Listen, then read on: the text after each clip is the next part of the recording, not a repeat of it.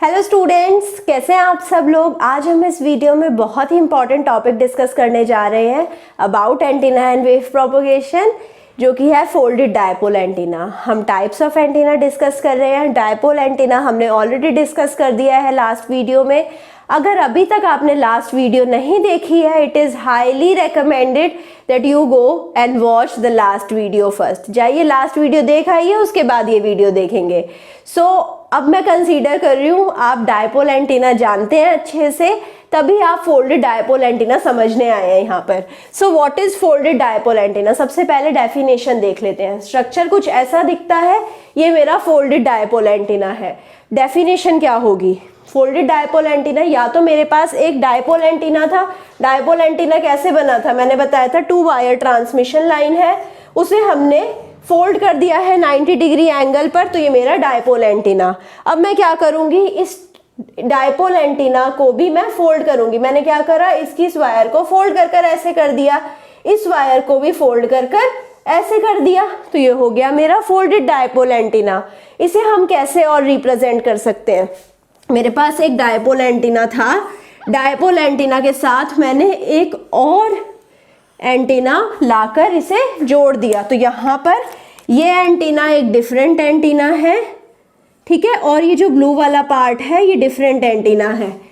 तो ये मेरे 2 टाइप से हम फोल्डेड डायपोल एंटीना बना सकते हैं, आप कंफ्यूज मत होइएगा। तो मैं फर्स्ट टाइप को कंसीडर यहाँ नहीं करूँगी, क्योंकि उसको अगर कंसीडर करा तो कुछ आपके डाउट्स आ सकते हैं। यहाँ पर मैं केस 1 और केस 2 जो डिस्कस करने जा रही हूँ, वो आपको अगर मैं सेकंड डेफिनेशन से ही डिस्कस करूँगी तो ही समझ आएंगे, अदरवाइज बहुत डिफिकल्ट हो जाएगा। सो फोल्डेड डायपोल की डेफिनेशन क्या है?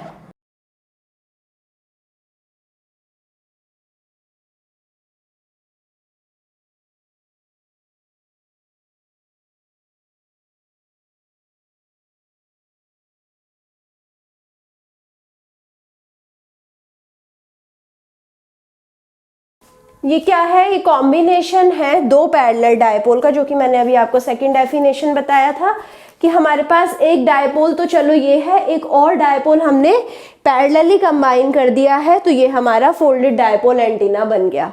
ठीक है, अब मैं इसे और कैसे लिख सकती हूँ? I can say it is the array of 2 dipoles.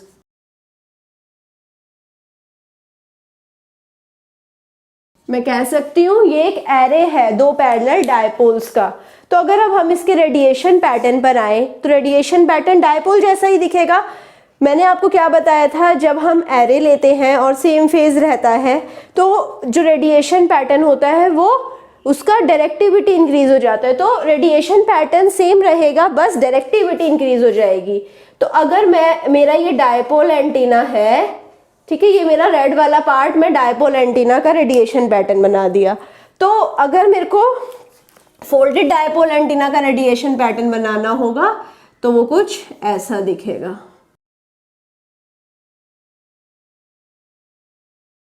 ठीक है, तो ये हो गया मेरा फोल्डेड डायपोल का रेडिएशन पैटर्न। सो अब आ जाते हैं स्ट्रक्चर के ऊपर। स्ट्रक्चर में बहुत सारी चीजें हैं। ये मेरा इनपुट वोल्टेज है, ठीक है, इनपुट वोल्टेज, जहां से हम इनपुट अप्लाई कर रहे हैं, नाम से ही पता लग रहा है वैसे तो। ये है मेरा फीड पॉइंट, जहां पर इनपुट वोल्टेज एंटीना से जाकर कनेक्ट होता है। ये है मेरा folded dipole antenna. Folded dipole antenna में जो मैंने पहला डायपोल लिया था उसका रेडियस है R1, जो दूसरा डायपोल लिया है उसका रेडियस है R2। जो डिस्टेंस बिटवीन 2 एंटीना है वो है स्मॉल d। अब स्मॉल d और ये है लेंथ, L है length of the dipole antenna. तो यहाँ पर कंडीशन क्या रहेगी? एक कंडीशन है कि L is very much greater than D, तो तभी ये हमारा फोल्डेड डायपोल एंटीना कहलाएगा। अब आ जाते हैं प्रॉपर्टीज पर। पहली प्रॉपर्टी है कैरेक्टरिस्टिक इम्पीडेंस। कैरेक्टरिस्टिक इम्पीडेंस क्या होता है? ये इंक्रीज हो जाता है। अभी मैं आपको प्रूफ भी कर कर दिखाऊंगी फॉर्मूला से। तो कैरेक्टरिस्टिक इम्पीडेंस इंक्रीज हो जाता है, जिससे कि it would be easy to match this antenna to the transmission line. Transmission line का इम्पीडेंस थोड़ा हाई रहता है। अगर मैं डायपोल एंटीना को एज इट इज यूज करूंगी तो मेरे को कैरेक्टरिस्टिक इम्पीडेंस बहुत डिक्रीज करना पड़ेगा, which is not possible with the dipole antenna. So मैं क्या करती हूँ, मैं फोल्डेड डायपोल एंटीना को यूज करती हूँ जिसका कैरेक्टरिस्टिक इम्पिडेंस अच्छा होता है, तो it is easy to match with the transmission line.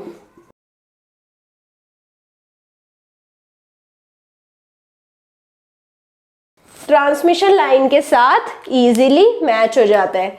अब आ जाते हैं दो केस पर। केस वन में मैंने क्या करा, वही केस ले लिया। ये जो मेरी 2 वायर ट्रांसमिशन लाइन है इसको मैंने फोल्ड करा, फोल्ड करने के बाद उसको और फोल्ड कर दिया ऐसे, फिर और फोल्ड कर दिया ऐसे, ठीक है। तो ये मेरा बन गया केस 1। यहाँ पर क्या होएगा, मैंने एक ही वायर ली है तो यहाँ जो R1 होगा तो यहाँ पर भी R1 ही होगा क्योंकि हमने सेम ही रेडियस ली है। तो ये R1 is equal to R2 है। ये मेरा है केस 1। ओके, सो इस केस में क्या हो जाएगा, Z हो जाएगा n square into Z0।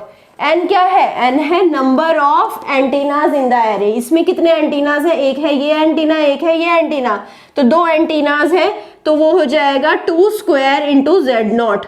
Z0 क्या है, Z0 था 73 ओम, ठीक है। अगर मैं हाफ वेव डायपोल के लिए बात करती हूँ तो 2 square into 73 is 4 into 73, it is 292 ओम। सो 292 ओम है, वो इजीली मैच हो जाएगा ट्रांसमिशन केबल के साथ। अब आ जाते हैं केस 2। केस 2 में मैंने क्या करा है, मैंने 2 वायर ट्रांसमिशन लाइन ली है। यहाँ पर मैंने एक डायपोल एंटीना ये ले लिया है। अब मेरे पास एक डायपोल एंटीना यहाँ पर होगा, ठीक है। तो इन दोनों की रेडियस, इसकी रेडियस अगर R1 है तो इसकी रेडियस R2 रहेगी, दोनों सेम नहीं है, तो इनको हमने D डिस्टेंस से सेपरेट कर रखा है। तो ये मेरा केस 2 है फोल्डेड डायपोल एंटीना का। इस केस में मैं बोल सकती हूँ कि R1 is not equal to R2। So Z को कैसे लिख सकते हैं, Z को लिखेंगे हम in the terms of self impedance. Z parallel is self impedance,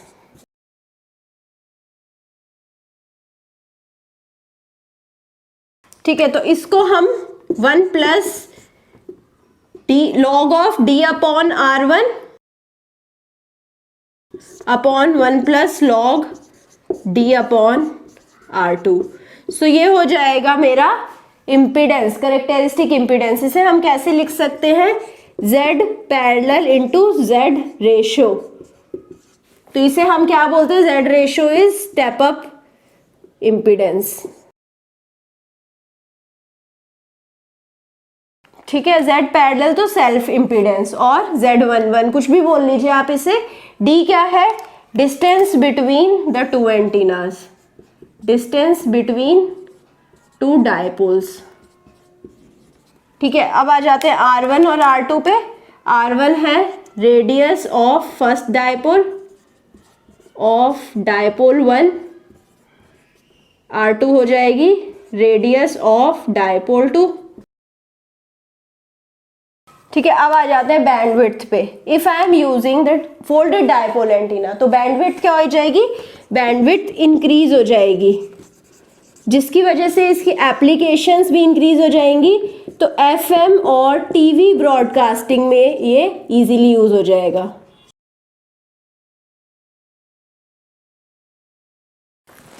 last, it is used in the Yagi Uda antenna, क्योंकि इसकी डायरेक्टिविटी अच्छी है तो यागी उडा एंटीना का एक अच्छा पार्ट है। सो इसका यागी उडा एंटीना का अगर हम एक्टिव एलिमेंट देखें तो फोल्डेड डायपोल एंटीना को हम अच्छे से यागी उडा एंटीना के एक्टिव एलिमेंट की तरह हम यूज कर सकते हैं।